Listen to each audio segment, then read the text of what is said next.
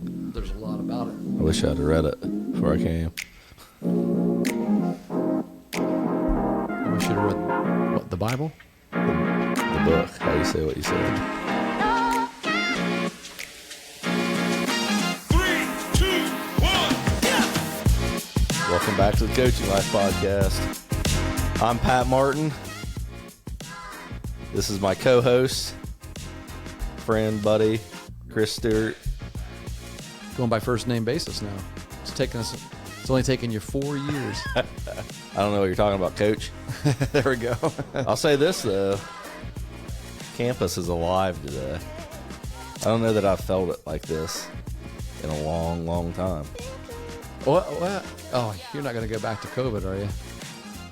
Oh, I really... You're not up here enough. I'm not, but I'm telling you. Like, I walked... Fully back to normal.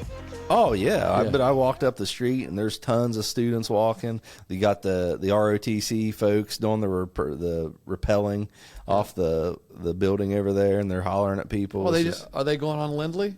Yeah. Oh, okay. Yeah. I think they got away from that. They were doing construction and stuff over there. Yeah. Oh, I was just saying. It may have been the reason why it just seems different right now. Like, it's packed. The sun's out. It was a good feeling when I was walking How up here long today. is your walk up here? Depends on where I park, but I'd say it's about 10 minutes. 8 minutes. You park down off of Richland? 6 minutes. Yeah. Down the hill. So here on the campus of Ohio University, we are at the high point, uptown. I mean, it's Court Street. We're on Union Street, but Court. If you just look that direction, Court Street's right there, and that's the highest point. Well, actually, Washington and Court would be the highest, I guess. There. Yeah. But I park under the Richland Avenue. So pretty much anywhere you park as a OU person, you got to walk up to get to where we're at. Oh, right. Yeah. Pretty much. Yeah. Yeah. Unless you pay the big bucks. Pay right here, like you do. It just depends on the day. Depends on what you got going on. I am out on the street today. Are you? Actually, yeah. I thought about coming up. If my alert comes up on my phone over there that we're using to record you with, that my parking meter needs redone. Oh. And, I won't be able to see it from all the text from messages Coach Huffman. Huffman? Yeah. He said he set an alarm, but he thinks we're recording on Tuesday at 11. Right, yeah. Well, we should have been. So he texted me yesterday. By the way, we didn't do it yesterday because I was troubleshooting something for the university. Oh, okay. That's still broke. So they just gave the job to somebody else, Pat. Go do your podcast. You obviously can't fix it. I'm waiting. You're still working on it. We're working with the vendor now, but we got one. But it's still yours. You're still taking ownership of it. Oh yeah. There you go. Yeah, it's mine. Extreme ownership. I guess. Have you read that book yet? If it's not, no, I have not. Listened to a lot of the podcasts though. Yeah, boy. Whenever you feel like you're feeling sorry for yourself, listen to the Jocko Willink podcast. Oh yeah, absolutely. And you will stop feeling sorry for yourself pretty quick. Yep. Yeah, that's true. Good stuff. If you want to make an excuse, if you want to blame someone else, if you want to defend your poor decisions, listen to the Jocko podcast. Yeah, that's true. It's almost as inspirational as the Coaching Life podcast. Almost. It's almost. It's right there. It's Coaching Life, Jocko. Yeah. So that's right. But, are you making a practice to sport a different Meg's sport, to wear a different Meg's sport shirt every on the podcast day now? I don't know. I'm going to a volleyball game tonight. You're supporting them all. Are you going to the volleyball game tonight? I think it's Eastern at Meg's. Oh, is it? Yeah. It's the one night I wasn't going to drive down there. Wednesday's the one night we don't do strength and conditioning. Oh, yeah. Right. Yeah, I was actually going to go watch OU practice this evening. Oh, I forgot to tell you. No one else cares, but we're having a conversation. That's right. It's a conversation. I got offered the opportunity to be the first orange hat in the history of Ohio University football. Oh, I thought you were going to say you got offered the opportunity to be the traveling IT guy in place of your coworker. He likes that. He wants to stick around there. Yeah, he enjoys it. You can tell. Ben, they do a good job. It takes a lot out of you. Oh yeah, it's a lot. Those guys look it's a tired. commitment. They look tired Saturday night. Yeah, they got to haul equipment. He was showing me that. Yeah. They're carrying the equipment up the stadium there. But no, So what's an orange hat? Is that a signal caller? that's what he. Because there were orange shirts now. It's the individual that sets it by the scorekeeper. Oh, yeah.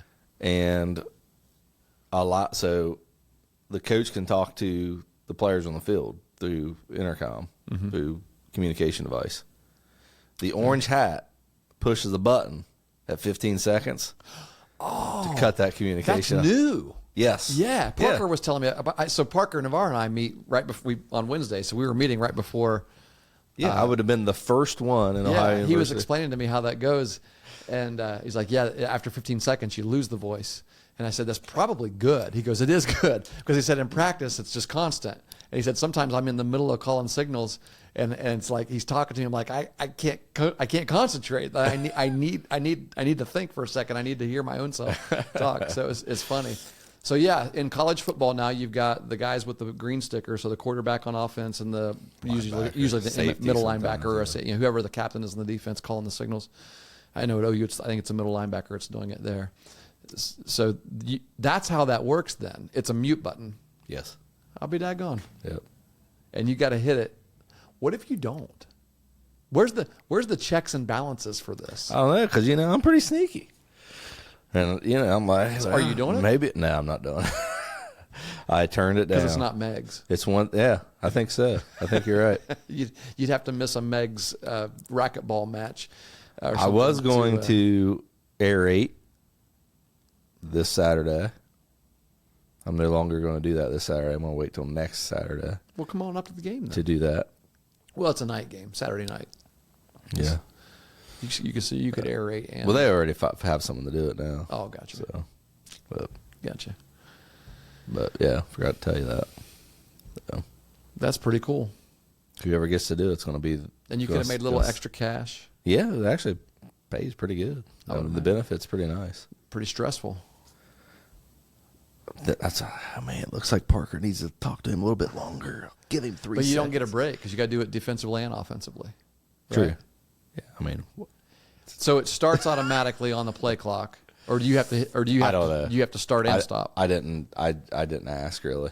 Let's say you forget. Let's say you're the IT guy and you forget, and you forget to turn it on. And Coach Isfording's down there, and he's shouting out the plays, and Parker's like, "What? I can't." And then they look up at you, and you're fired day one. I think it ceases communication. I don't think you have to turn it back on. I think it's literally you hold it.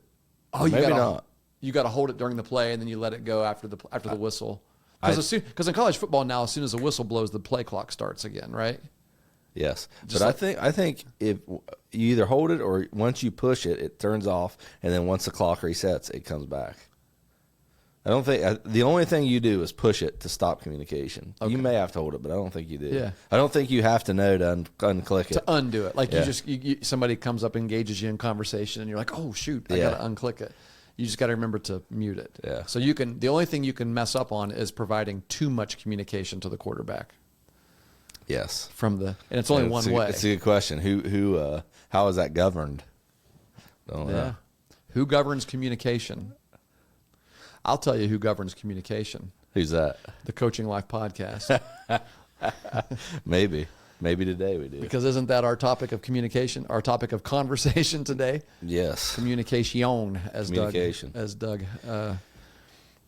Heffernan says on King of Queens. Maybe. Does he say that? He would say that if he said the communication. word. Because he says that with other things. Likes, yeah. That was what's his name? Doug. Well, on the show, it's Heffernan is their last name, but his real last name is what is his last name? It's Doug. His name is Doug, though. Is it? Yeah. Okay. I just remember we had He's hilarious. We had Doug James. That's right. Yeah. We had a coach in the area that looked a lot like him. Really? Yeah. He's one of those comedians that you feel like you could connect with. Like I could hang out with that dude on a Saturday. Like I could connect with him. He's a sports guy. It seems like Adam Sandler. Don't you think? Would you invite him? Like I would enjoy things? Adam. Would Sandler. you invite Doug James? Kevin James. Kevin James, yeah. Would you invite him to stuff? It's Kevin James. It is. Yeah. Yeah. Doug's his character. Doug is the character. Yeah, I got it mixed up. Sheesh. Would I invite him to like family cookouts and Oh, I'd love to have him there. Yeah. Kevin James. I wouldn't be able to. He relate. would be hilarious. I wouldn't be able to relate to how it would feel then to be To Kevin be him. James and be invited. Be to invited somewhere. One of your family Yeah. functions. Apparently, you're not getting my communication. Communication. Yeah. What's the point? Probably one of the most important responsibilities of a coach. I'll read. Maybe one of the most powerful abilities we have as coaches as well. Well, you pulled out your book there. According to the words of me in Coaching Life, Chapter 6, page 37, How You Say What You Say, communication is the most important quality any person can possess. Good deal. Person thing. It's a So without prepping and reading that book, I supported your thought. You supported it. Yeah. I mean, think about it though.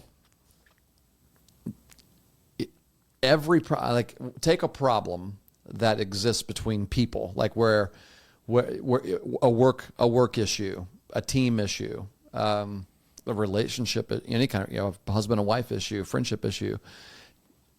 Whatever that problem is, some people might want to point to this or that. Well, the problem is politics, or the problem is you didn't do what you're supposed to do. The problem is whatever the problem. Like you can point to all other things, but I honestly think that those are just symptoms of a greater.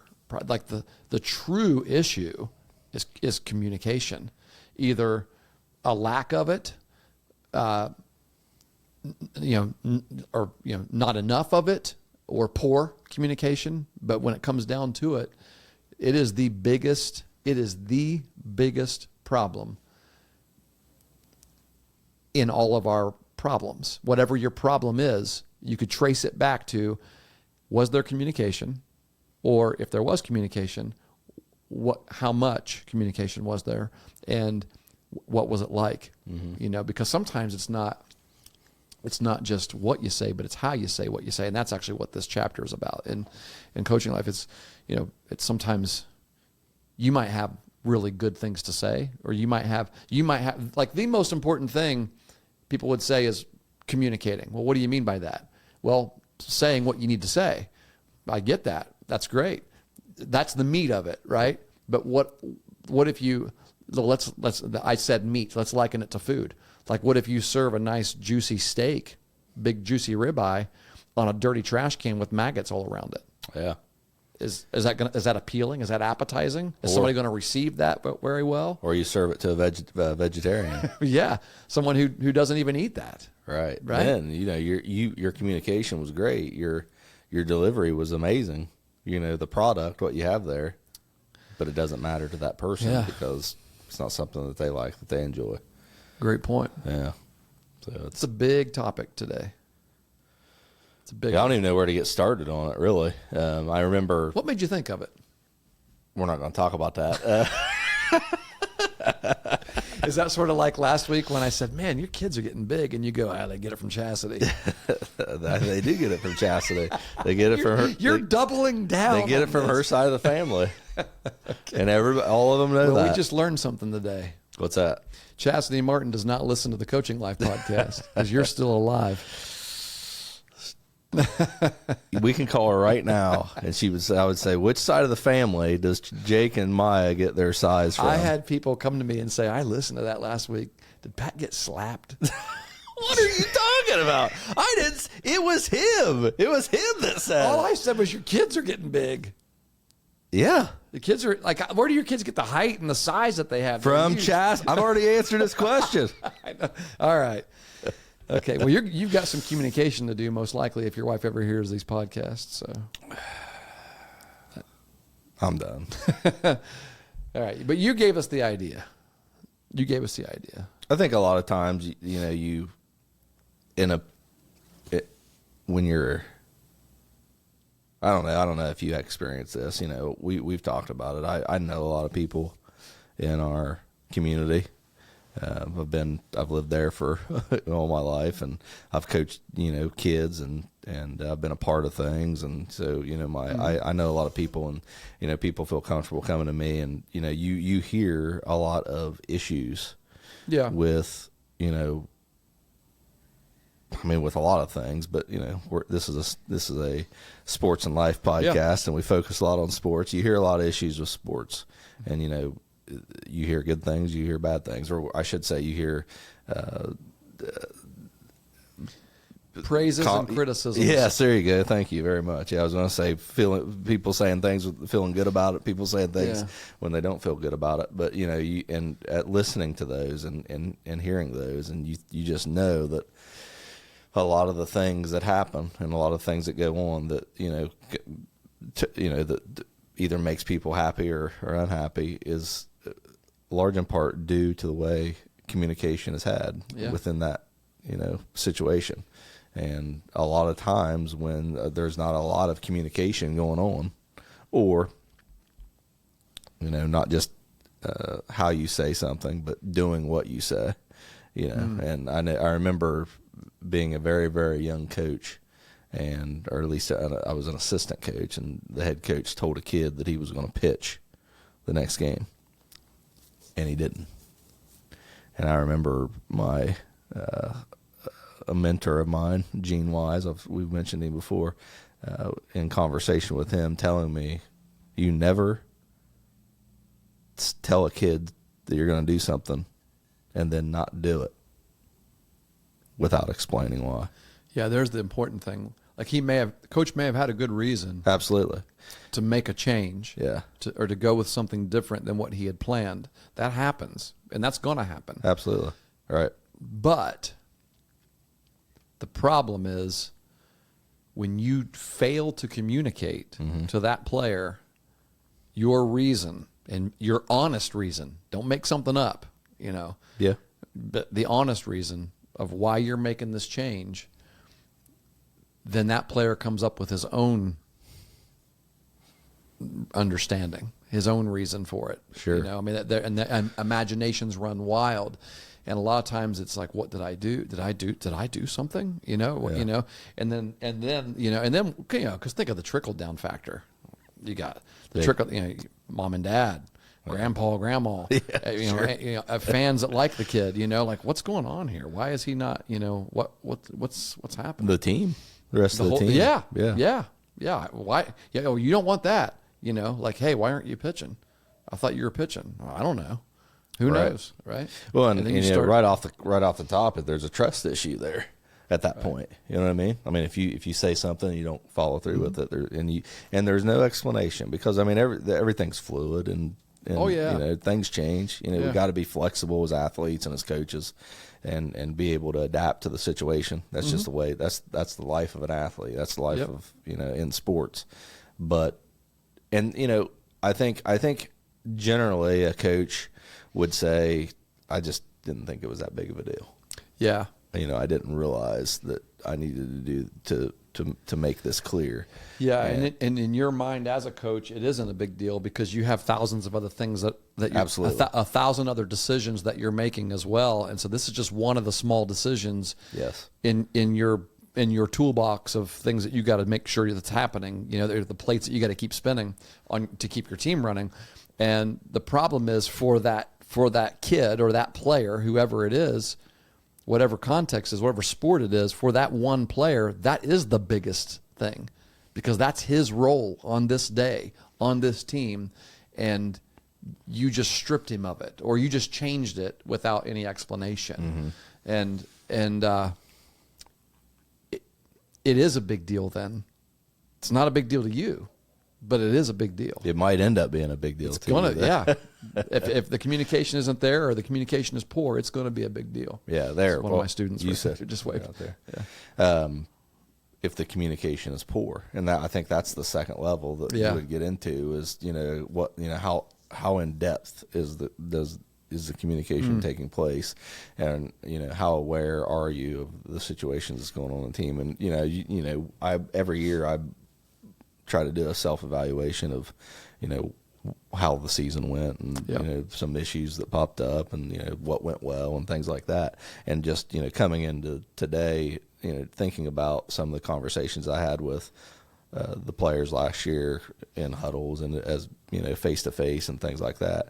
Like, one of the things that I want to do is I want to take it a step further and not just communicate the things that to the player is perceived to be something that should be communicated, or something that would leave them completely in the dark, but stay ahead of it, be proactive, and just keep that communication line open throughout the entire process. And it's hard. It's really hard to do because, just like you said, you're thinking about 100 different other things. Yeah. There's all kinds of things on your mind. And to set aside time, just to sit down and make it to pull a kid into the office or to pull them out to the side of the dugout. It's difficult to do, but it's difficult to be a good coach. Yeah. So it's part of the job. Right. Yeah, the better, the more I'm able to do that, I think the more the players will respond to me. The more they'll be willing to play for me. Yeah. And the better they'll feel overall about the situation. Maybe they won't feel good at all. Right. One of the things that I do sometimes that's the case. Sometimes you do the best you can do. Sure. And it's still not enough because one, they're hurt, that something changed, or that you're going a different direction or whatever, and that's a reality. But you, in that moment, you got to continue to do what's best for the team in your own eyes. What is you as the leader, right, as well. But you also have a responsibility to make sure that you have communicated clearly and in a way that person will receive it. Mm-hmm. If I'm recalling something, I think at the end of that chapter. It's actually the last paragraph. Our goal and challenge should be, and this is, of course, me talking to coaches, myself included. Our goal and challenge should be to communicate messages that clearly convey our intended message and, capital A-N-D, and are received in the desired way we intend them to be received. That's actually the goal. That's the hardest part. That's the tricky part. Yeah, it is, because it doesn't matter what you do. It matters how it's perceived on the other end, how the message is perceived. And here's how they can use it. And here's what's hard about that for coaches, I think, is it's really easy to say, well, I coach according to my personality, and are you asking me to be somebody different? Because we've talked about that as well. Be who you are, right? Yeah.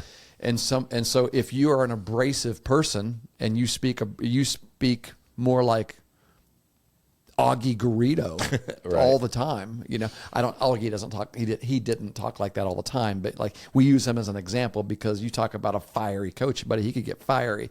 He could get up in your behind pretty quick and make you feel pretty bad about yourself, but somehow it makes you feel good about what you're doing tomorrow, and Bobby Knight, another example of a couple coaches that we've lost here in the past few years, that were legendarily known for their hardness, right? Mm. And then you've got a Tony Dungy style, who's never said a cuss word on a football field. Yeah. Right. Yes, football coaches, it can be done. just let you know, right? You ever been around football teams much and never heard a cuss word within like 15 minutes? I did chain gang a couple years ago. What team was it? Because you would have been on the It's every side. Team. Oh yeah. Like I thought you were going to give me an example of a team that didn't. No. Yeah. Oh, that didn't? No. No, it's like all of a sudden it's become a culture of the sport of football that you have to use cuss words. Yeah. I don't know. I do know that our coaching staff at Meg's doesn't promote it at all. Like they don't want cussing, and they don't cuss at the kids. Wow. That's admirable. Yeah. That's good. Find a different way to use your vocabulary to convey the message. You can be fired up. I remember somebody asking Tony Dungy about this very thing on, after he was done coaching, and I don't know if it was one of the guys that was on the panel, of whatever show he was on, pregame, halftime, or whatever, and Oh yeah, I do remember. It was a Dallas Cowboys game. It was back when who was the coach before? Wasn't McCarthy, was it? Wait, No, McCarthy's there now. oh, that's right. Well, you had Jason Garrett. It might have been Jason Garrett. I doubt it. I don't feel like I don't know. His personality doesn't put me in mind of someone. What Tony was saying was, at halftime, you can't stand for this. He's got to get mad at him. He's got to go in there and let him have it, whether it's in his system or not. And you could see like the other guys looking at Tony like, that's not how you coached. And he's like, Tony, did you ever get mad? And he goes, yeah, I got mad. And like, give us an example of like what it sounded like when you got mad. He goes, I told our guys, I'm mad. and they like, if I told them I was mad, they knew. All right. It was his nature, you know. But yeah, and I'm not against, like, I'm not an anti cuss word person, right? Like No. but because to me, it's not as much about what words you use, but how you use your words. Yeah. You could use clean words and curse people. Yeah, what you're saying too is it's losing its impact. It's just like it's just just to be doing it. Yeah. Bland and Right. just annoying now because it seems like and it's also pushed. it's a respect issue as well. Like you also don't want there are people who like obviously you don't want to live your life concerned about what everybody thinks about you, but there is an issue of being above reproach in how you behave and how you how you are perceived in a position of leadership, right? Yeah. And I think that's sometimes what it comes down to. It's definitely something we have to be Yeah. cognizant of. Yeah. Or Well, should I tell be. our baseball guys, look, baseball is a sport baseball is a family sport. You're going to see more little kids closer to the field of baseball than any other sport that you watch in high school. Right? I mean, now maybe some football teams allow kids Basketball. but not all of them. Basketball, the kids could sit close. They could but sit. Yeah, you could sit it's close, so but there's still a loud, lot of noise, yeah, right? There's still a you're lot of separated. stuff going on. But at baseball field, you don't have constant noise, and you've got So if women and someone's out children there sitting cussing, really close. yeah. Like if let's say you hit a ground ball and you're mad because you missed a pitch and you get thrown out at first, and the first thing you do after you hit first base, All right. beep. Well, Yep. now you've got this. People were sitting 15 feet, 20 feet, however far away that fence was. And those kids are from looking you up to there, and you. those You're- kids are you're serving as a sitting over there mentor. with their ball in their glove. I'm like, oh, okay. Right. That gives me an excuse Yeah. to do it too, you know. And Yeah. some people might go, well, what's the big deal, Chris? I mean, so what if that little kid does, right? You know, Yeah. I mean, we can talk about that too, okay, I guess. yeah. I mean, Here's the problem with that. There are Maybe that kid's parents don't want him to do that. That's true. Right? It's about respecting other people. I mean, you can't argue that there's places in our society that if you just show up and start cussing, that it's going to be it's going to have a negative impact on you. Like it's not something that's going to help you. even secular places, right? Right. Like, Yes. but this isn't a yes. Christian issue. No. we're talking about. Yeah. You just can't. Yeah. You're not going to walk into your office and just start cussing. No. Now I hear we're in Every now and then. I hear it more now than I've ever Sure. heard before. Like it Sure. seems more acceptable now. Little words. Not the big ones, but but yeah, I hear it more. But it's not all the time. No. It's just here and there and things like that. And I think the more you promote it, the easier it is to do it. The more it becomes part of you. Yeah. And, it's a habit, and right. it's just not great. It's not a good look. Yep. And How did we get onto this? I don't know. It's communication of some sort. Oh, how you say? Well, being aware or being discerning, probably, of how a person receives communication is something that is a skill that I think modern coaches have to have. That perhaps coaches 20, 30, and further back years ago didn't have to have. I think you're right. Parker and I were just talking about this just a few minutes ago because he was asking me what our podcast was going to be, and I just said communication, and he's coach player communication. He's like, what do you mean? And so I just threw a couple things out, and I said, well, I mean, communication. One thing, communication between coaches and players have had to change. The whole idea of how you communicate has had to change in recent years. Yeah. And some coaches have gotten out of coaching because of this. Absolutely. Because let me ask, I said, I'll ask you, you're in this generation, Parker. I said, does your generation respect a coach just because he has the position?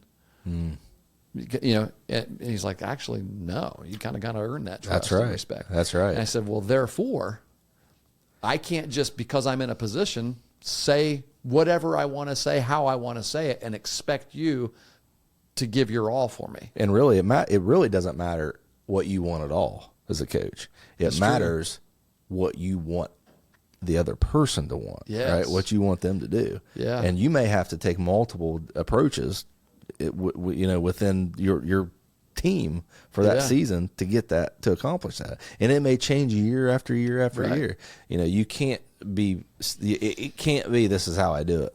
This is me. Yeah, no. Those days are over. Because you're going to fail. This is just my philosophy, or this is just my personality, or this is just my style. This is just how I do it. I mean, you might find some teams and some players, some kids that will respond to that, but more often than not, you won't. You will, but always you're going to find kids that won't. And probably I should say this: if you're an older coach, and that's been your style for a while, and you've been successful, and you've gained respect from a general community that's from among people who maybe you haven't even coached, then perhaps because of that allure of playing for this coach and the way that coach coaches, those kids are going to respond because there is a respect there. Like that, you might. I think of legendary coaches like Howie Caldwell in our area, right? Like he's got a style that has never changed. I shouldn't say never. I'm sure it has. He's good. That's true. He's good at what he does. I don't know if it's changed, but I know he's just always been a relational. I know he's handled things differently more recently than I feel like he would have handled in the past. And most likely. And that may not be exactly true, but it's a perception that it might just be the fact that it was a different type of player, it was a different type of kid, different type of situation. You know what I mean? And he knew I need to handle this differently than I would have in the past, because I think from a reputation perspective, the way that he handled it, I thought it would have been a lot different. Yeah, but he didn't. And I'm even probably going to backtrack on what I just said about Coach Caldwell, because like we can assume based on what we see from outside looking in, that he's he just is who he is, and everybody just falls in line because he's a legend, right? Yeah. But I'm probably wrong about that. The reason why he is so good and the reason why he's become legendary status is because he has adapted. What he does is successful. Exactly. Or he wouldn't have the reputation that he has, for sure. Yeah.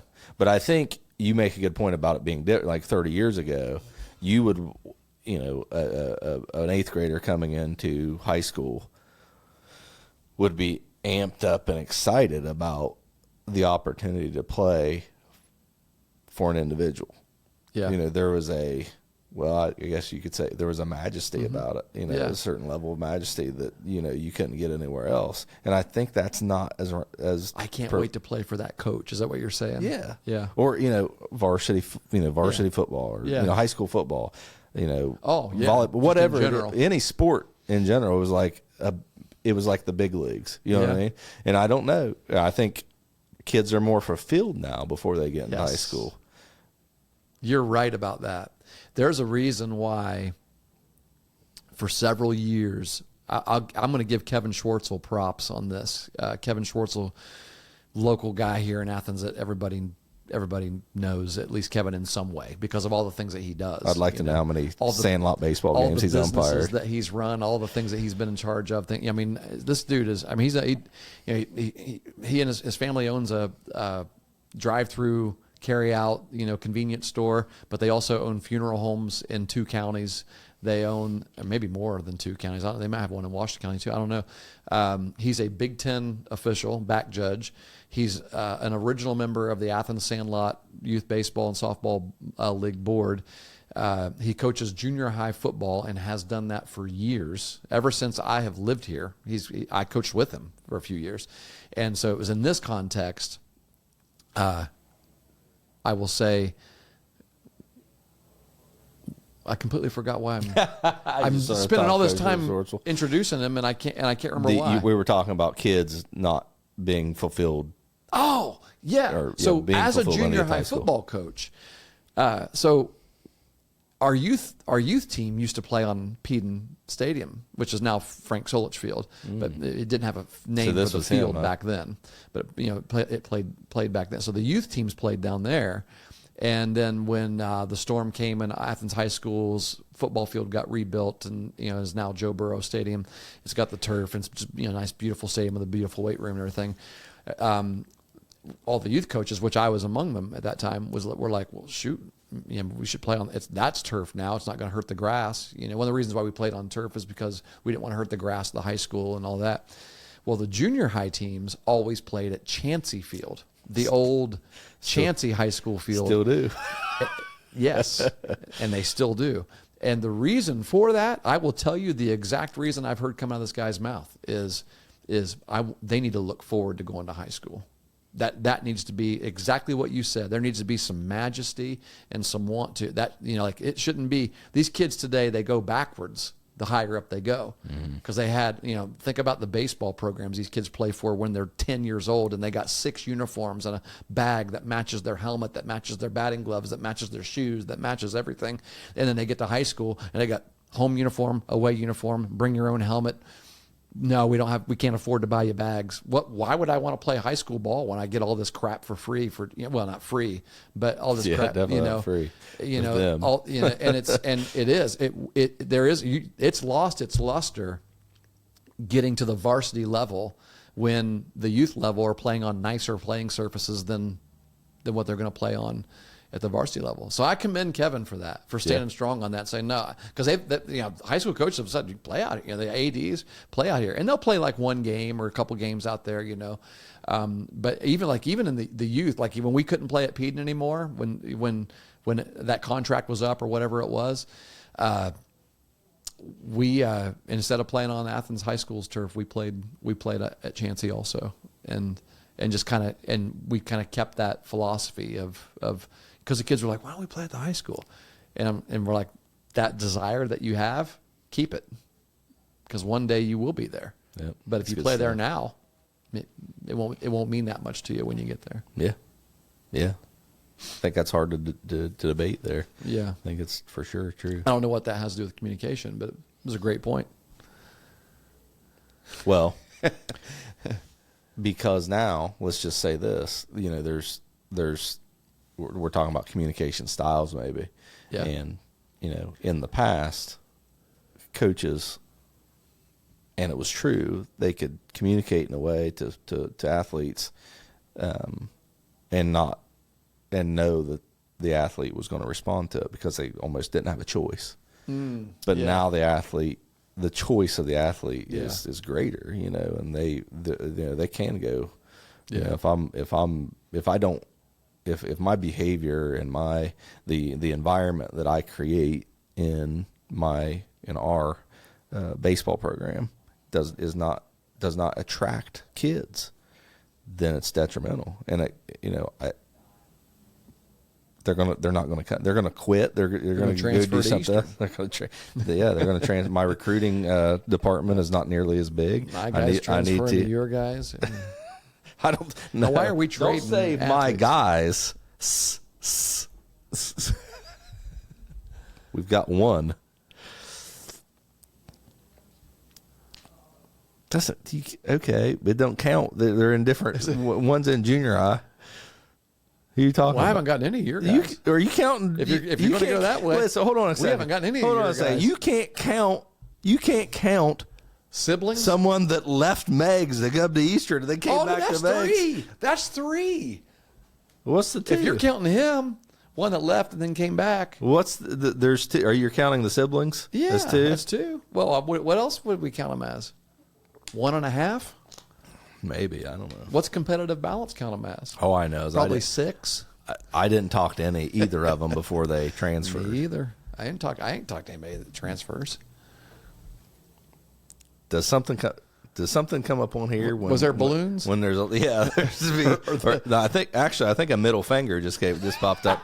That was all kinds of communication going on. But no, we need to create an atmosphere, an environment in our programs that attracts kids, and that's bottom line. And if we're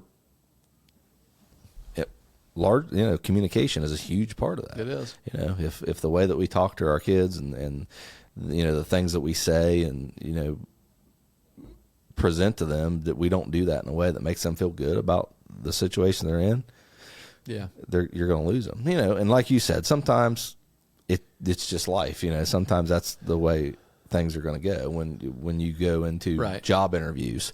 It's when the interviewer tells you that, okay, I'm going to offer you this job and here's the pay that you're going to receive.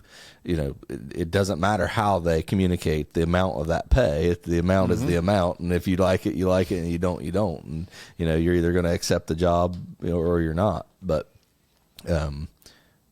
we have to do things that is productive on the other end, not just because we think it sounds good, or this is the way I am, or this is the way I've coached the last 3 years, or whatever it is. We have to do things that we think is going to be productive. And a lot of that it focuses on communication, how we communicate with our athletes. One of the most dangerous things you could ever say is this is the way we've always done it, or this is just the way I am. It doesn't have to be the way you are. Change who you are, because unless you're perfect. If you're perfect, you can say, this is just the way that I am. Well, that's great. You're perfect. And Coach, I think, who's going to say that? Right. Not me. The only perfect guy there was, we killed him. It's true. Put him on a cross. And a bunch of us said, we're doing this because you're not perfect. Right.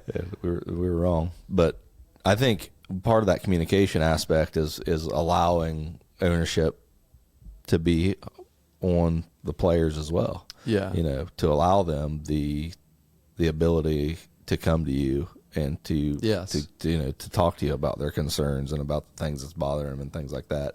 And you need to promote that. Right. Be approachable. Sure. Yeah. Absolutely. Because if not, it's out there. That's the dragon or the monster under the bed that Jordan Peterson talks about. Your kid comes in one night, your toddler comes in and said there's a monster under the bed. Well, there's no monster under the kid's bed, but to them there's a monster under that bed. So how are you going to handle it? And if you just say whack, or sleep, go back to bed, the monster's still under the bed. Grow up. Right. Yeah, exactly. What's important in that moment is how you respond to calm that kid's fears, to make them comfortable going back into their bed, or they end up sleeping in between you for until they're if 14 that's what it years old. takes. Well, not that long. That night maybe, but no. After that, you figure out a way. And for the most part, what we've talked about here for 40 minutes is eyeball to eyeball communication, right? Like one-on-one, coach one-on-one, speaking to players about their roles or whatever it might be, speaking about your vision for the team, but communication also can include team communication. And I mean, everything. I mean, how good are you at these things? I've had people tell me before that I over communicate sometimes when it comes to, my posts are really long, when I send messages about, this is what we're doing this week and everything. And I'm like, fantastic. Good. I mean, what that means to me is I've said I've given you everything that you need on our Sports U app or whatever. And if you don't have time to read all of that now, that's fine, but it's still in your ballpark. It's yours now. If you don't read it, that's on you. But, excuse me, still, as one who likes to take ownership of things when there's a problem, if there's a problem and people aren't reading my stuff, I got to then ask myself, well, maybe I'm putting too much, right? Sure. Maybe I am putting too much. Maybe the reason someone said I'm over communicating is because it's too much volume at a time. And it's just as simple as creating bullet points and saying, hey, I'm going to let you guys know these things now. I got some more for you later. What's the most urgent things that I need to give you? I'm going to give you that right now. I mean, so even then, I think you can get better. Yeah. I'll drop this on you too, because you're making a different point, but you talked about face-to-face communication. And, you and I came from an era where it was important to talk, face to face. And our kids live in an era now and are growing up in an era where electronic communication is so big and so a part of their lives, and that's what they're comfortable doing. And sometimes it might make sense to shove a message into your team app or whatever it is, and let a player know that this is, hey, I'm thinking about you. This is what I'm thinking, and things like that. Yeah. Whereas me, I know, in my experience so far, I've always tried. Like, I want that face-to-face communication. That's me. Yeah. You know what I mean? Yeah. And I haven't really thought a lot about what really is preferred. Sure. By the player.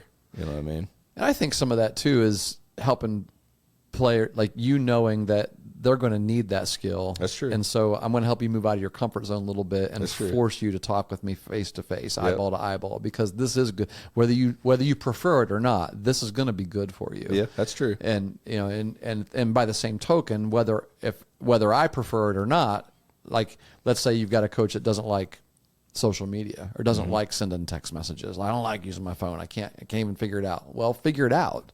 Because sometimes what it takes. Sometimes you need to send a message, right? I mean, right.